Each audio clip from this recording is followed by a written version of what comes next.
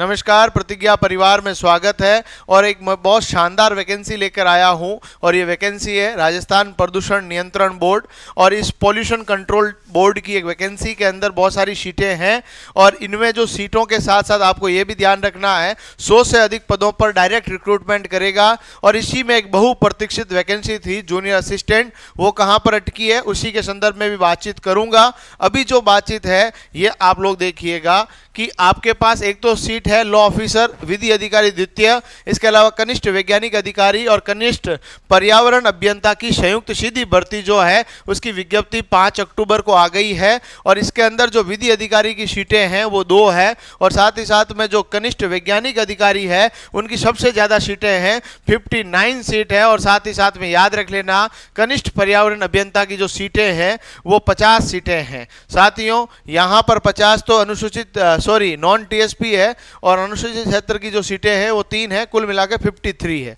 यदि कुल सीटों की बात की जाए तो आपके पास जो रहेगी ये आपके पास कितनी रहेगी तो याद रख लेना 100 आपके पास 14 सीटों के ऊपर ये वैकेंसी आई है।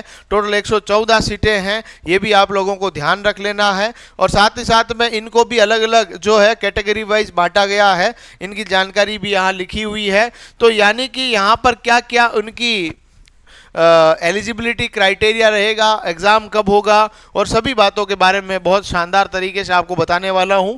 कोई भी डाउट आपके दिमाग और दिल में नहीं रहेगा, आप ध्यान से देखिएगा। सबसे पहले लॉ ऑफिसर की यदि हम लोग शैक्षणिक योग्यताओं को देखा जाए तो यहाँ पर सबसे पहले तो इनको क्या होना चाहिए, लॉ ऑफिसर सेकंड के लिए सबसे पहली एलिजिबिलिटी क्राइटेरिया है must be a law graduate from a university established by law in India और it's equivalent with 3 years course of proficiency degree. यानी कि आपके पास एलएलबी की डिग्री होनी चाहिए। एलएलबी की डिग्री है तो यहाँ पर आगे की बातचीत अपन कर पाएंगे। और यदि हम लोग बात करें कि जूनियर साइंटिफिक ऑफिसर जो है उसकी वैकेंसी के लिए ध्यान रखना कि आपके पास फर्स्ट क्लास एमएससी या MS any branch of chemistry, इसके अलावा soil science, environmental science, microbiology after BSc BS in any discipline of science from university established by law in India और a foreign qualification recognised equivalent thereto. यानी कि आपके पास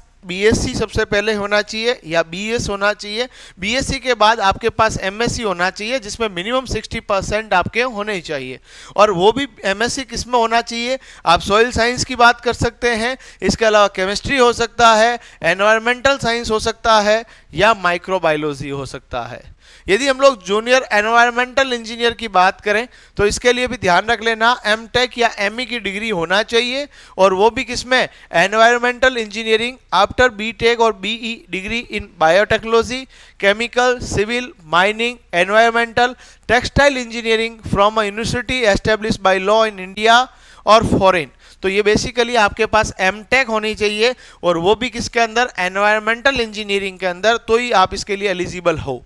तो यदि हम लोग पे ग्रेड की बात करें, अच्छा पे ग्रेड है। यदि हम लोग लॉ ऑफिसर सेकंड की बात करें तो L12 के अंदर आता है और कनिष्ठ वैज्ञानिक सहायक की बात करें तो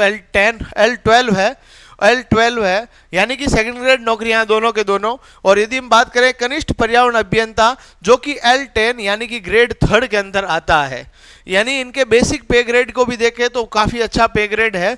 तो आप लोगों के पास ये बहुत शानदार मौका है। आयु सीमा की बात की जाए तो आपके पास 1 जनवरी 2024 तक यदि आप 18 वर्ष उम्र पूरी कर लेते हैं तो आप इसके लिए एलिजिबल है। अधिकतम आयु की जो सीमा है वो 40 वर्ष है और इसमें भी कैटेगरी वाइज और फीमेल्स को बहुत सारी इसमें रिलैक्सेशन है, ये भी आपको ध्यान रख लेना है।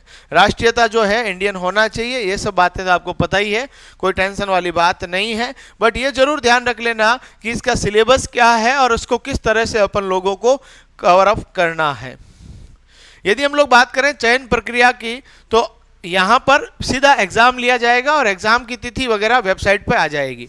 आवेदन की अवधि 18 अक्टूबर से 17 नवंबर के मध्य आप इसका फॉर्म भर सकते हैं और जो वेबसाइट है http है ना। उसके बाद environment.rajasthan.gov.in RPCB, इस पे आप क्लिक करेंगे तो आप इसका फॉर्म भर पाएंगे और इसके लिए कोई भी परीक्षा शुल्क देने की आवश्यकता आपको नहीं पड़ेगी। देयर इज नो चार्ज, कोई एग्जाम की फीस नहीं है। और इसमें सबसे पहला देखा जाए लॉ ऑफिसर सेकंड के लिए सिलेबस बहुत सारा दे रखा है। ये सिलेबस की कॉपी आपको चाहिए तो मैं आपको भेज दूंगा।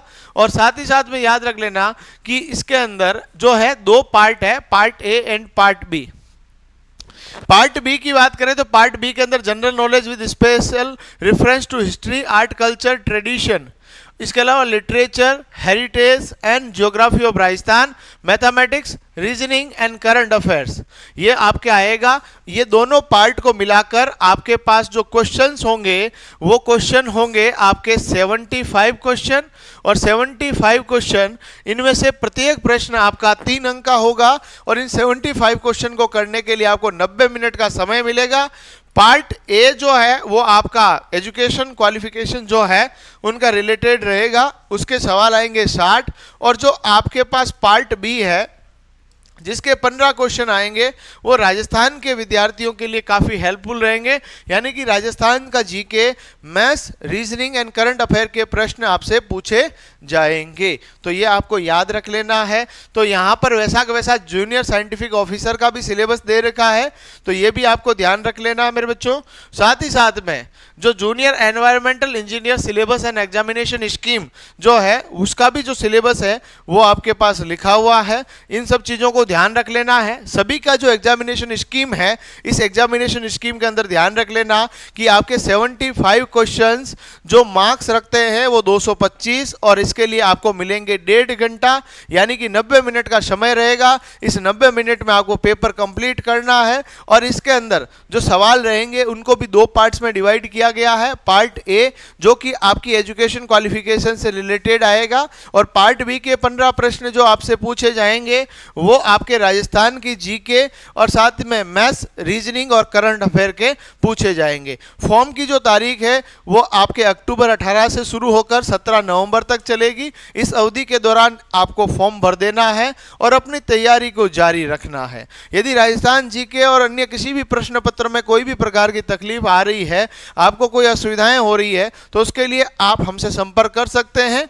और साथ ही साथ में आप लोगों को मैं और जानकारी दे देता हूं कि बाकी सब बातें हैं वो तो हो ही चुकी है। आपको जो अपना सिलेबस है यदि आपको प्राप्त करना है तो आप इस चैनल को सब्सक्राइब कर लीजिए। हमने इसका टेलीग्राम पर लिंक डाल रखा है। और सभी को मेरी तरफ से अग्रिम शुभकामनाएं। बट जो विद्यार्थी अभी तक भी इंतजार कर रहे हैं कि सर जूनियर असिस्टेंट की भर्ती का भी इस पॉल्यूशन बोर्ड की वैकेंसी के अंदर था, वो कहाँ अटक गया है, इसके लिए मैं एक नया वीडियो बनाऊंगा, उसको आप ध्यान से देखिएगा। सभी शंकाओं का समाधान वहाँ पर हो जाएगा। धन्यवाद।